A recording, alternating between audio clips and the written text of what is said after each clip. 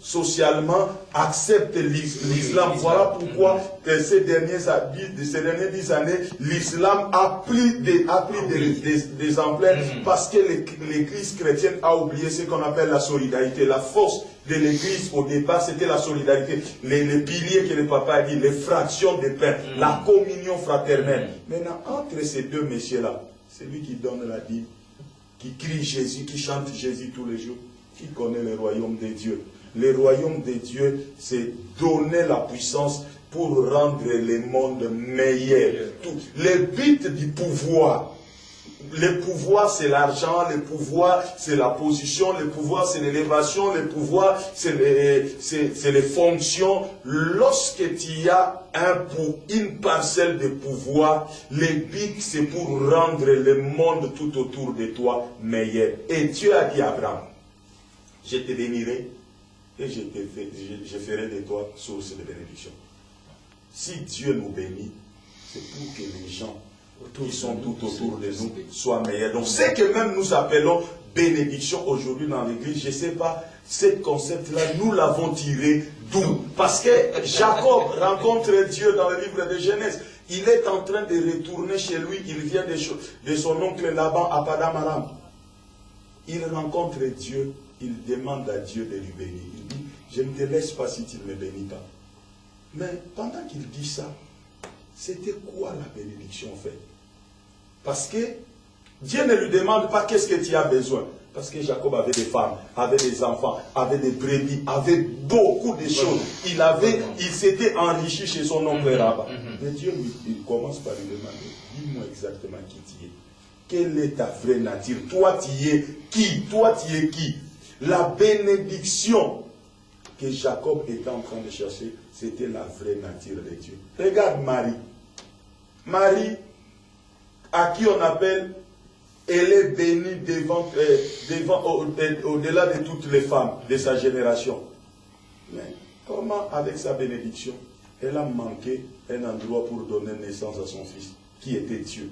Regardez-la, parce que si elle était bénie selon le concept de la bénédiction actuelle, qu'est-ce qui allait se passer? Il allait se passer que il viendrait dans un hôtel, on te débarquera, on te sortira pour, parce qu'il y a des hôtels, quand un homme vient, selon son rang seulement, on met des clients dehors pour les prendre. Moi j'ai vu dans des avions où on a débarqué des gens pour prendre quelqu'un parce que on regarde sa carte de fidélité, on dit, lui là, il doit partir, toi, attends le prochain avion, on te mettra même dans l'hôtel, tout ça. Pourquoi? Parce que le concept de l'élévation entre le monde et l'église ne doit pas être le même. Aujourd'hui, l'église a pris le concept de l'élévation du monde, il l'a mis dans l'église. Et maintenant, il y a ce qu'on appelle la compétition. Moi, je suis plus élevé que toi. Voilà, là où vous avez parlé, quelqu'un s'est dit, Bishop. L'autre veut tellement aller au-delà, il dit archibishop, et l'autre dit je suis pape, l'autre dit je suis général, l'autre dit je suis maréchal, l'autre dit je suis ceci. En fait, c'est comme on va sortir avec des Jésus et des dieux dans cette histoire. En tout cas, c'est dit avec les mots qu'il faut, mesdames et messieurs. Et là encore, c'est parce que c'est des hommes de Dieu qui en parlent. Parce que si c'était nous les journalistes, on dirait que nous sommes en train de salir l'église. Seulement, on aime bien quand on est en train de mettre le point sur les i, d'appeler chien par chien et chat par chat à l'ordre de Dieu. Quelque part, lorsque vous épinglez cet évangile africain où on nous pousse vers la pauvreté, où on n'aime pas nous introduire les fidèles dans la dynamique du développement, quelque part vous voulez nous écarter aussi du bienheureux, les pauvres. Parce que plus nous sommes pauvres, plus le chemin du paradis est ouvert pour nous. Parce que lorsque nous serons devenus riches, ce serait très difficile pour nous de passer dans le chat de l'église, justement. Est-ce que c'est pas bien que l'Afrique reste dans sa misère, dans son sous-développement, que nous soyons déconnectés du reste du monde, que nous n'entrions pas dans la dynamique de la mondialisation avec les autres, que nous restons à côté de l'Internet, que nous ne fassions pas comme l'homme de Dieu qui a une machine terrible avec plein de choses là-dedans, pour que nous restions pauvres et le paradis est ouvert pour nous. Merci. Mais je crois qu'il y a une compréhension souvent sur Matthieu chapitre 5, en tout cas. Les béatitudes. Heureux les pauvres en esprit. Ce n'est pas seulement heureux les pauvres, ça ne s'arrête pas là. Jésus précise les pauvres en esprit. Hein?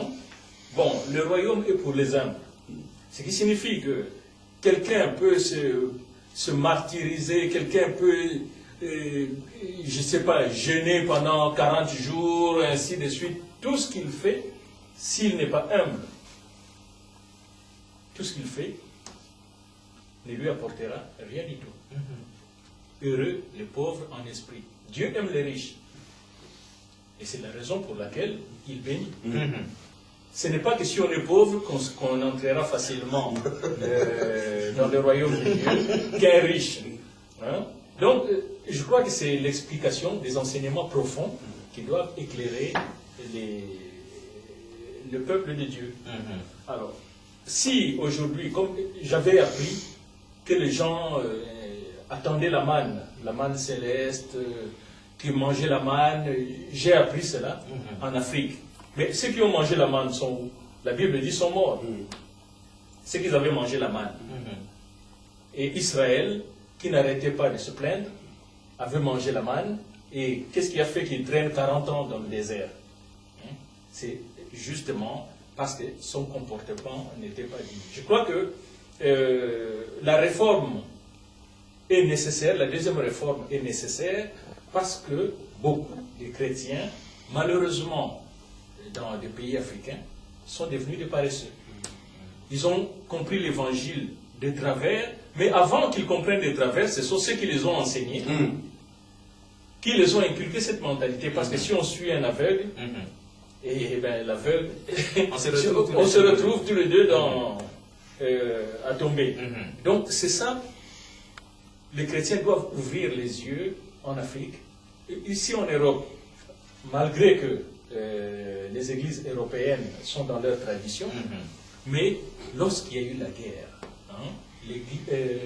l'Europe a progressé grâce à la guerre. Dans quel sens? Lorsqu'il y a eu la guerre, tout était délabré. Et c'est là que les Européens ont mis ce qu'on appelle l'allocation familiale en place.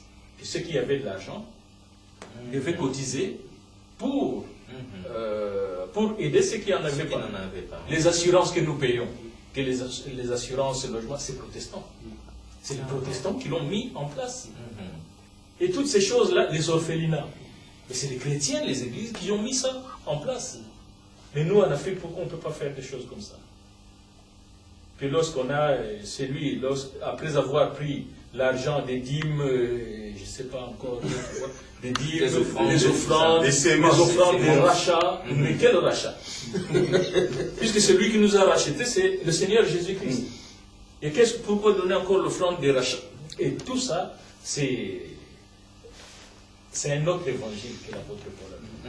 À l'homme de Dieu, on reste sur vous parce que justement, vous faites bien peur, vous ainsi que votre fils. Non, c'est clair. Vous faites peur parce que justement, nous, on avait cette habitude-là. C'est peut-être pas notre faute, nous autres, les fidèles, parce qu'il y a des hommes de Dieu, loin de Dieu, qui nous disent par exemple, $100, c'est une dose de prière avec une dose de résultat. $500, c'est un peu plus.